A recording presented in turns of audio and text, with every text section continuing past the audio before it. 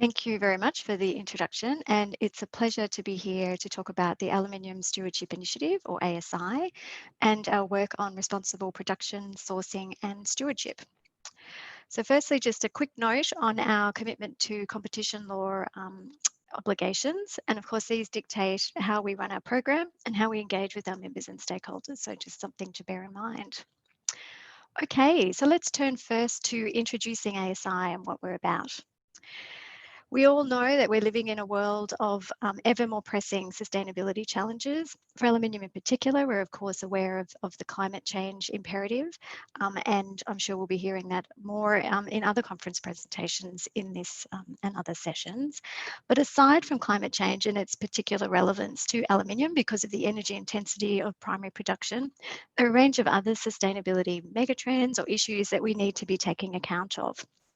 So in terms of supply chain risks, we're seeing some of the instability that's going to likely continue to grow, whether that's related to conflict, disruption through pandemics such as we've seen this year, and other kinds of social and environmental risks that can really impact long and complex supply chains, which are often a feature of the supply chains in which aluminium contributes. We also face resource scarcity for some critical raw materials. And while that's not generally seen as an issue for aluminium as a whole, we know there's plenty of bauxite resources. But if we see markets starting to become segmented, for example, whether that's people looking for low carbon alternatives, recycled alternatives, certain provenance requirements being put in place, then the picture can potentially become a little more challenging even for aluminium.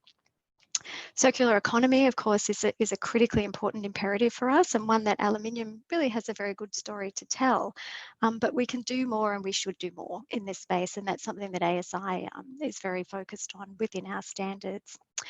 And all of this, of course, is playing out in the background of bigger picture shifts of rapid technology changes, energy transitions that need to happen to support the kind of net zero targets that we're increasingly seeing countries commit to, and the kind of urbanization and shifts that are happening in terms of resource intensive things that contribute to our ever complex societies, and what the composition of those things continues to evolve as well. And aluminium, of course, is a part of that mix. So where does ASI fit within this? Our vision is to maximise the contribution of aluminium to a sustainable society. Now, exactly what a sustainable society is obviously an ever a constant kind of debate and a journey to kind of understand what that might look like. But within ASI, we're looking to foster that dialogue and to action it through our standards and certification program.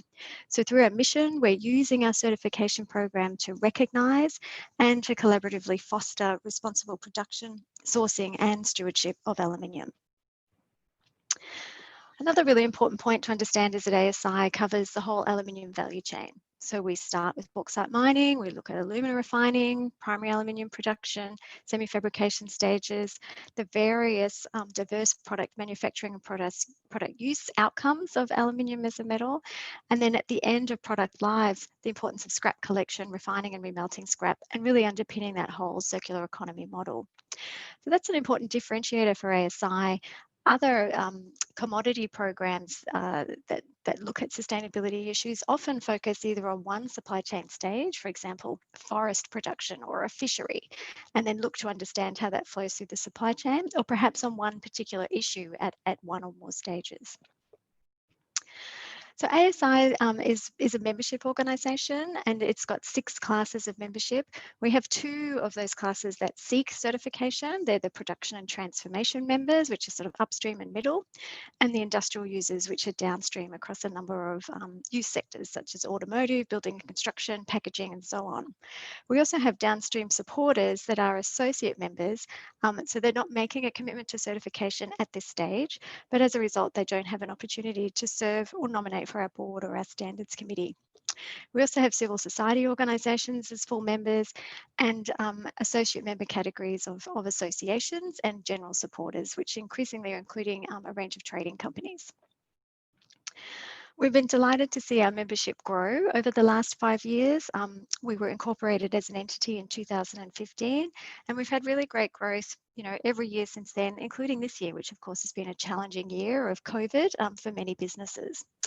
You can see also that production and transformation membership class, so the blue class, has been a really strong part of our growth and demonstrates the commitment of those upstream and middle producers to um, you know, to work towards certification and to demonstrate their commitment to kind of sustainable practices and so on.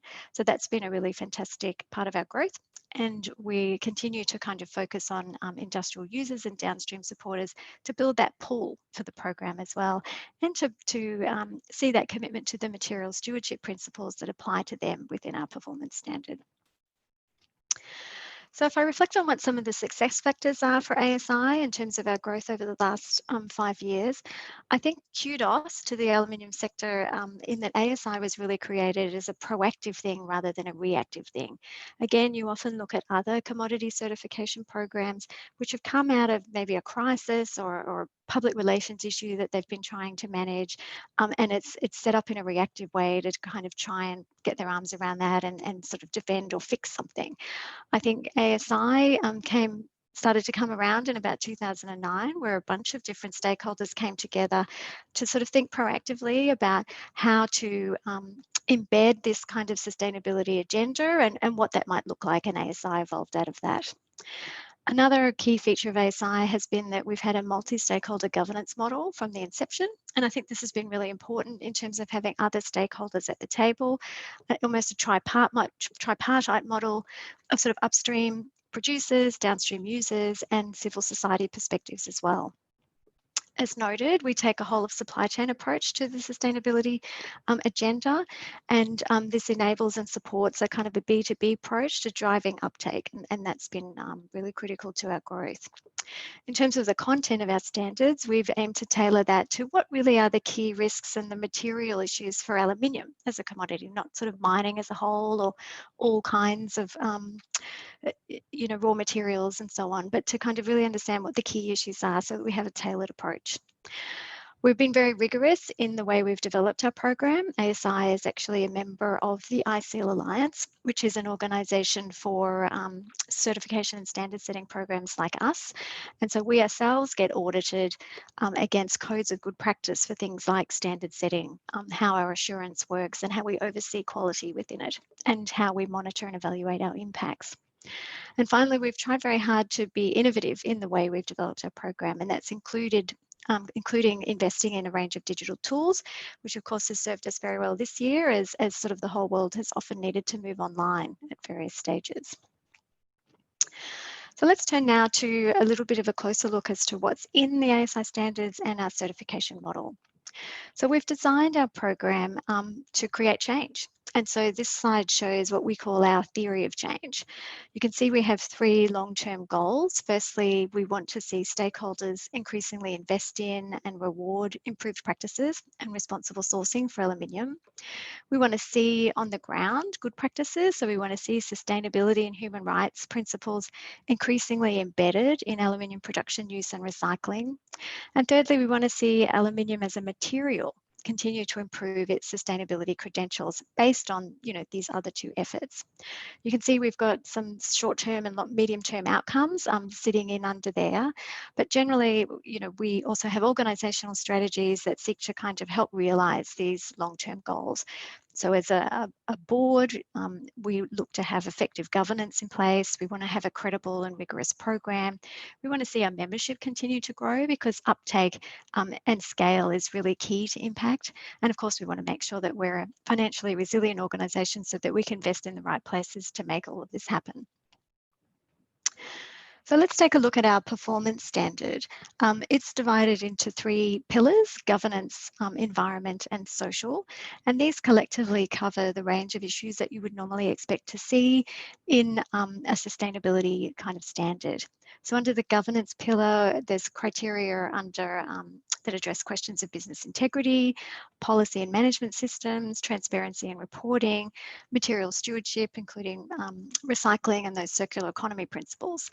Under environment, we of course address the important greenhouse gas emissions questions, but also other emissions, effluents and waste products, including spent pot lining, bauxite residue, and water stewardship and biodiversity. And so, these are some important issues that may be more or less material at different parts of the different sort of steps of the supply chain, but are collectively addressed within the standard. And the third pillar, of course, is the social, and that covers human rights issues, labour rights, and importantly, occupational health and safety. And ASI has a second complementary standard to the performance standard, which is our chain of custody standard.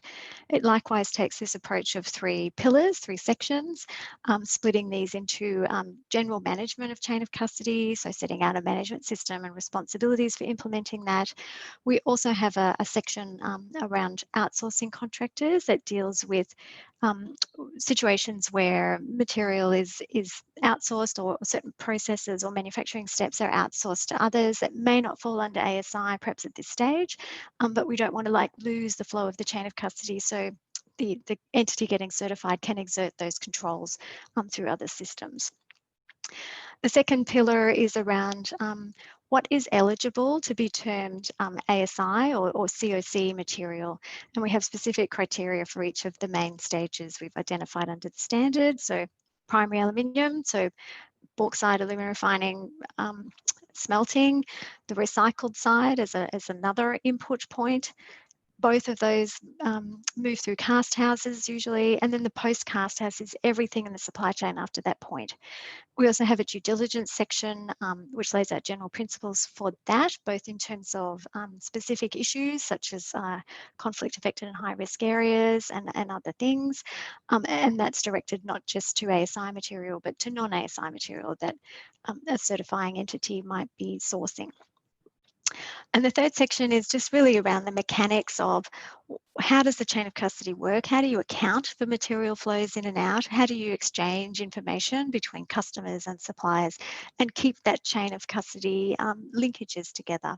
And finally, of course, what kind of claims can be made and how is the certification communicated?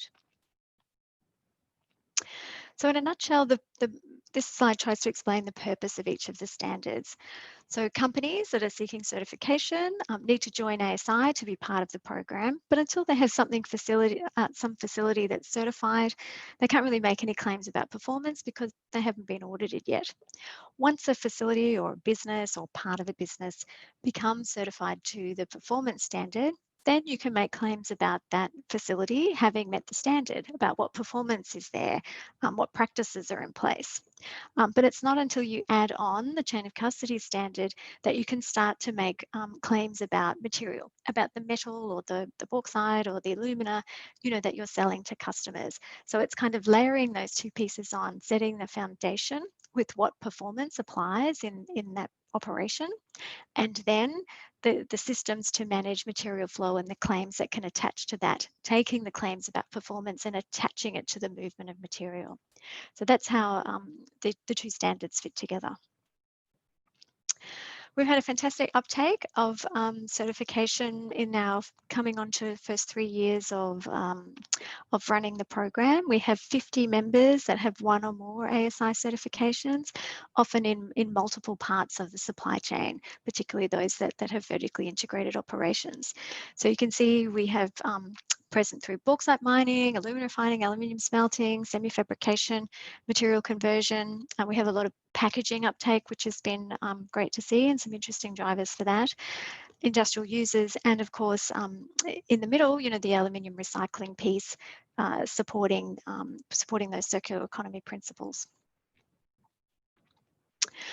We also maintain on our website what we call an outcomes dashboard. This is just a little piece of it to give you a bit of a snapshot, but it's something you can go to at any time. It's updated monthly, so this is last month's data, but it gives you a sense of where some of our key metrics are at. So we're a bit over 140 members at this point. We're over 100 certifications that have been issued. We're, I think, still maybe at 39 countries where we have certified facilities in operation. So that global spread has been really important, and obviously there's more we'd like to see in the coming years. An interesting point to draw out here is that we're aware that there are, lots of other certifications that companies have already put in place, ISO standards and similar. So where possible and where they fit in with the performance standard, we look to recognise that existing work and that existing achievement. So quite a large number of our performance standard certifications have been able to leverage, ISO, say 14,000 and other certifications that they already have to be able to kind of tick off those parts of the performance standard. And of course, we've got a choice of auditing firms operating in a large number of countries. So I wanted to just, in this last part of the presentation, just reflect a little bit on the many dimensions of responsible sourcing, if you like, with a particular focus on aluminium, of course.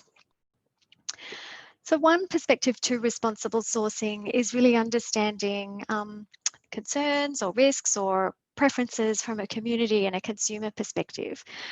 I've just got some examples of different headlines here, but we're aware that, in some places there can be concerns either from NGOs or from communities around the practices of mining in certain places. And so understanding, there can be nebulous, if you like, kind of pressure to source responsibly to try and understand what those concerns are. Sometimes that can mean people saying, oh, we want to avoid this kind of source or this kind of place. But I think the bigger question here is, how do we make practices in places that are being seen by some stakeholders as problematic? How do we make those better practices, sustainable practices, and address the kind of issues and challenges that are being raised? From a waste point of view, we've seen a lot of debate around plastic waste, ocean waste, and so on. And in some sectors, this has been perceived as an opportunity for aluminium, which has historically had a stronger case for a circular economy approach in terms of material substitution and similar. But again, these questions around responsible sourcing can pull out particular issues, and there's a need for the sector to kind of demonstrate how they're really being proactive about addressing that and sort of not just stepping in at perhaps a still suboptimal level. We're also seeing a very nascent interest in consumer differentiation and consumer education, if you like, about responsible sourcing.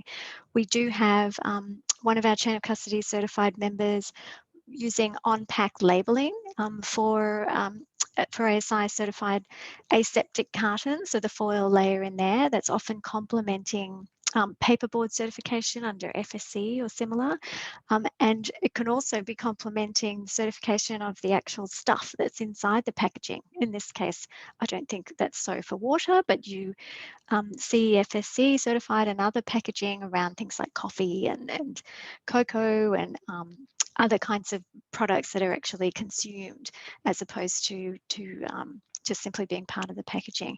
But that's another interesting responsible sourcing dimension in terms of consumers starting to think about how they might differentiate what they buy. Most aluminium, apart from packaging, is probably not going to create that kind of differentiation, but it's part of that landscape, and I think companies are increasingly thinking about how they might respond to or help to drive that even. We also see from a market investment side an interest in responsible sourcing. We know the London Metal Exchange has set out some new responsible sourcing requirements as of around this time last year, and they're focused on the conflict affected and high risk areas concept, which is laid out in the OECD due diligence guidance.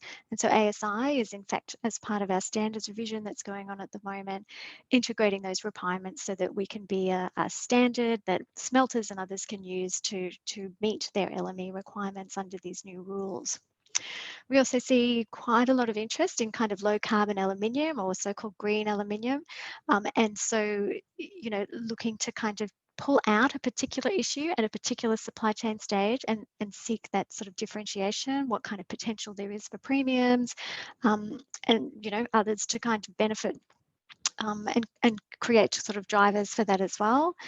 And part of that low carbon piece as well is what sort of technology and investment needs to happen, what sort of government decision making around what energy transition and so on is required to achieve some of these issue-based changes as well. So these responsible sourcing questions, the message I want to kind of tease out here is that they're multidimensional and many facets depending on which kind of stakeholders we're talking about. So what ASI is trying to do is really take a comprehensive approach, because we recognise that there's a wide range of sustainability issues and risks that go along with those. Carbon intensity is important, but it's really not the only sustainability challenge for aluminium. And furthermore, if you start to address one issue in isolation, it can have unintended consequences. For example, if there's just a single-minded drive for hydropower developments, that's it, perhaps ignoring the risk of community resettlement, biodiversity impacts, and other things. There's no sort of silver bullet or unproblematic way of singling out, one issue without understanding what some of the consequences can be of that decision in other pillars of that sort of sustainable development model. So I think it's really important to not compress, this broader agenda of sustainable development into a single issue. We see that customers and stakeholders are increasing their focus on material supply chains for a range of raw materials. And if you become single issue, you can find that unexpected issues can increase, companies or even a whole industries or a commodities exposure to reputational damage or concern by stakeholders and advocacy around change. I think one of the things that ASI can bring is multi-industry learnings, whether that's sort of through the value chain, but also across different sectors such as transport, consumer goods and packaging, construction and infrastructure, trading, etc. And so that's something that we really consciously try to facilitate. And of course, within that, we also have civil society engagement on those key environment, governance and social topics. So what we're trying to do through the whole ASI certification program is to drive that continual improvement approach and to kind of carry both assurance around practices, but also learning forward through the value chain.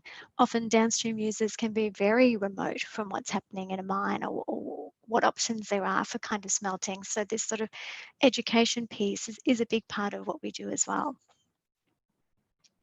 So in summary, ASI has really built a robust program for supply chain engagement and improvement through the assurance model and the certification program. We've been delighted to see that members and certifications have been growing strongly over the last 3 years since we launched the program. There's a real sense of momentum and there's a big pipeline of new certifications and members coming through. So it's certainly a case of watch this space, and we aim to be continuing to grow, in our next 5 years as well. We're at the moment in the middle of a major standards revision process that we started at the beginning of this year, and that will run through into the first quarter of 2022. And the aim there is to really reflect on the learnings and the implementation of our first 3 years and further evolve the program to make sure we're hitting all the things that we need to in terms of different expectations, evolving interpretations of what responsible sourcing means and so on. So fundamentally, we believe that we'll be able to achieve shared impact through collaboration, through practical implementation, and most importantly, through scale. And that's why we continue to welcome new members, continue to think how we get beyond the niche and make sure we spread this message as widely as we can. So just to conclude, if you're looking for how to engage with ASI, we have a ton of information on our website. We have a monthly newsletter which you can sign up for. We have information on membership and how you could become engaged or join. And we're also happy to arrange a discussion if there's particular things that you would like to drill down on a little bit more. So I'll leave it there, some contact details there, and thank you very much for your attention.